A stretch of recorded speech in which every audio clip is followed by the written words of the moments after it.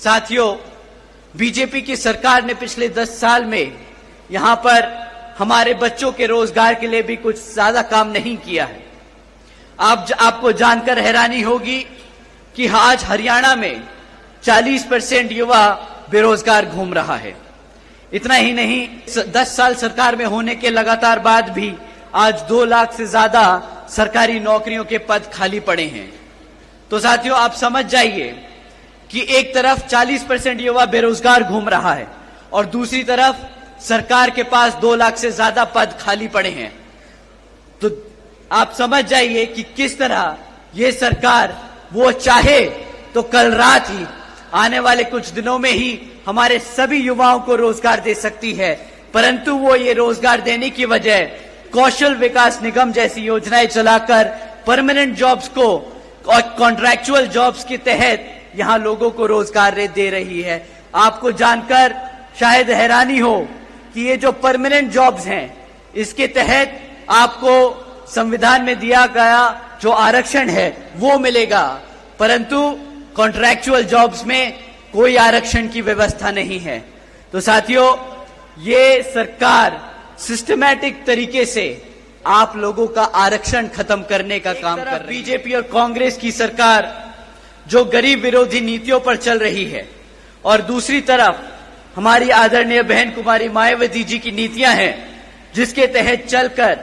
UP में BSP की सरकार ने सावित्रीबाई फूले बालिका शिक्षा आशीर्वाद योजना चलाई थी। साथियों, आपको जानकर हैरानी होगी कि जिस तरह इस योजना के तहत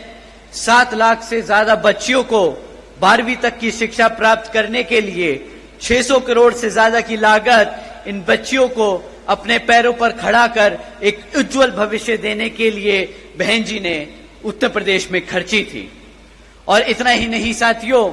आदरणीय बहन जी ने अपने शासनकाल में यूपी में 5,550 से ज्यादा प्राइमरी स्कूल्स का निर्माण करवाया था। इतना ही नहीं, पहली बार बहन जी ने हॉस्टल्स में गरीब वंचितों के बच्चों के लिए 27% आरक्षण का भी इंतजाम सुनिश्चित किया था। साथियों, एजुकेशन की बात है तो आपको जानकर हैरानी होगी कि इसके साथ साथ बहन जी ने, आदरणीय बहन कुमारी मायावती जी ने 6 engineering colleges, 2 homeopathic colleges, 24 polytechnic colleges, 2 paramedical colleges, 6 universities, 200 से अधिक इंटर व डिग्री कॉलेजेस और 550 से ज्यादा हाई स्कूल्स और 5,500 से ज्यादा प्राइमरी स्कूल्स और 100 से अधिक ITIs का बनाने का काम किया था, वो भी सिर्फ 5 साल में। तो आप सोचिएगा साथियों, जब आप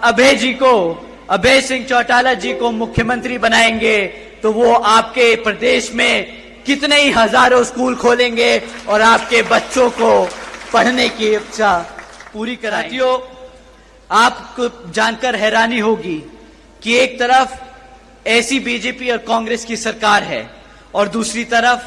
हमारे आदरणीय बहन कुमारी मायावती जी के शासनकाल के दौरान बसपा की सरकार ने कृषि एवं संबंधित कार्यों में मिनिमम वेज को 55 रुपए से बढ़ाकर 100 रुपए प्रतिदिन किया था और अन्य पिछड़े वर्गों के लोगों की क्रीमी लेयर की वार्षिक आय को भी 3 लाख से बढ़ाकर 5 लाख रुपए करने का काम किया था। साथ ही साथ बहन जी ने गन्ना खरीद के दाम भी दुगने कर दिए थे। साथियों, उसी तरह जब आप अभय जी को यहां पर मुख्यमंत्री बनाने का काम करेंगे तो उसी तरह यहां पर भी आपकी फसल का सही दाम दिलाने का हमारे मुख्यमंत्री जी आप लोगों का पूरा काम करेंगे। साथियों, इन्हीं कुछ जरूरी बातों के साथ ही अब मैं आप सभी लोगों से और मेरी तरफ से मेरे साथ व खासकर आदरणीय बहन कुमारी मायावती जी की भी यही विशेष अपील है कि इस विधानसभा आम चुनाव में आप सभी लोग हर मोर्चे पर सावधान रहें। आपका वोट बहुत कीमती है। आपका वोट कोई खरीद ना पाए, आपका वोट कोई लूट ना पाए, आपका वोट कोई पढ़ने से रह ना जाए, जाति, बिरादरी, धन बल, मंदिर, मस्जिद या किसी भी भावना आदि के नाम पर कोई स्वार्थ में अपने जाल में आप लोगों को फंसाकर आपके वोटों का दुरुपयोग ना कर ले, क्योंकि देश के हर एक महिला, पुरुष व युवा को वोट का अधिकार यहाँ परम पूज्य बाबा साहब डॉक्टर भीमराव अंबेडकर जी के अति महत्वपूर्ण देन है। और मैं आप सभी से ये भी खास अपील करता हूँ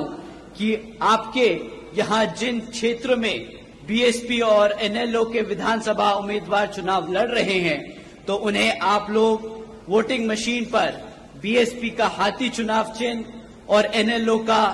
चश्मे का चुनाव चिन्ह के सामने वाला बटन दबाकर भारी वोटों से यहाँ जरूर जिताने का काम करें। महंगाई पे मैं आप लोगों को क्या ही बोलूं। बीजेपी की सरकार एक तरफ बोलती है कि मुफ्त में राशन देने की स्कीम चलाकर कि हमने मित्रों, आज बीजेपी के सरकार ने 80 करोड़ से ज्यादा देशवासियों को मुफ्त में राशन देने का काम किया है, परंतु इन्हें समझ नहीं आता कि अगर आप 80 करोड़ जनता को मुफ्त में राशन देने का काम कर रहे हैं, तो इसका मतलब ये 80 करोड़ जनता अपने पैरों पर खुद खड़े होकर अपने आप कमा नहीं सकती, अपने आप राशन नहीं खरीद सकती। तो साथियों, जो सरकार आपके समाज को, आपके भविष्य को इस कदर खोखला कर दे कि वो अपने घर में खुद ही राशन खरीदकर अपने माँ बाप को ना खिला सके, तो क्या ऐसी सरकार को आप चाहेंगे कि वो सत्ता में बनी रहे या नहीं? तो साथियों, समय आ गया है ऐसी सरकार को सत्ता से उखाड़ फेंक यहाँ पर अभय सिंह चौटाला जी को मुख्यमंत्री बनाकर अपने भविष्य को सुरक्षित करने का।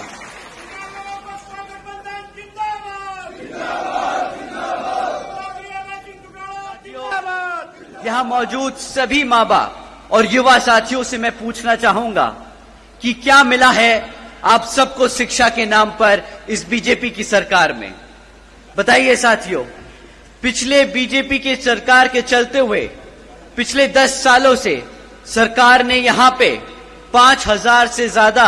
प्राइमरी स्कूल बंद करने का काम किया। साथियों, एक तरफ पढ़ने वाले बच्चों की संख्या बढ़ रही है और दूसरी तरफ भाजपा की सरकार हमारे प्राइमरी स्कूल्स को बंद करने का काम कर रही है। साथियों, आज प्रदेश में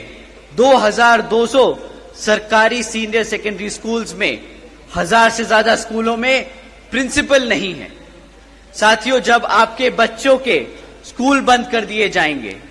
और जब उन स्कूल बचे कुचे स्कूलों में और अगर पढ़ाने के लिए शिक्षक नहीं होंगे, तो आप ही बताइए कि क्या यहां हमारे बच्चों के भविष्य से खिलवाड़ हो रहा है कि नहीं हो रहा है? आप ही बताइए। अगर इस तरह सरकार चलती रही तो क्या वो आपके बच्चों के भविष्य से खिलवाड़ कर रहे हैं या नहीं? बताइए, हाथ उठा के बताइए, आपको लगता है खिलवाड़ हो रहा है कि नहीं? एक तरफ बीजेपी की सरकार ऐसे काम कर रही है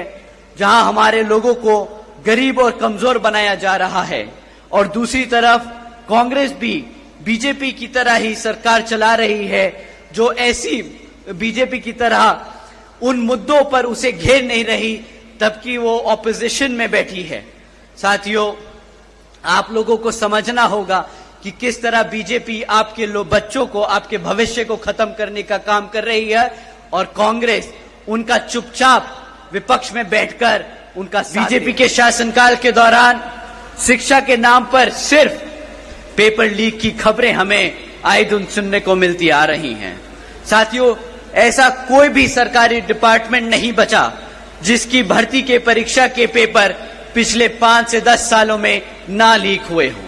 आप ही बता दीजिए, जो हमारे युवा साथी आज यहाँ मौजूद हैं, आपने कितनी सरकारी नौकरियों के लिए परीक्षा दी और कितनी आपके परीक्षा के जो दिए हुए पेपर हैं वो लीक हो गए और आपको नौकरी नहीं दी गई? बताइए, यहाँ मेरे जितने भी युवा साथी हैं, हाथ उठाकर बताइए। साथियों, हकीकत तो ये है कि बीजेपी हो या कांग्रेस, दोनों ही पार्टियों ने हमारे बच्चों के भविष्य के साथ खिलवाड़ किया है। एक ने सरकार में रहकर कुछ नहीं किया और दूसरा विपक्ष में रहकर भी हमारे बच्चों की शिक्षा के लिए आवाज नहीं उठा पाया। तो साथियों, आने वाले इस विधानसभा आम चुनाव में इसका जवाब आप यहां अपनी बीएसपी और एनएलओ पार्टी के सामने वाला निशान व बटन दबाकर अपने यहां प्रत्याशी को जिताकर और हमारे अभय सिंह चौटाला जी को मुख्यमंत्री बनाकर उनको खदेड़ बहार कर ये जवाब जरूर देंगे।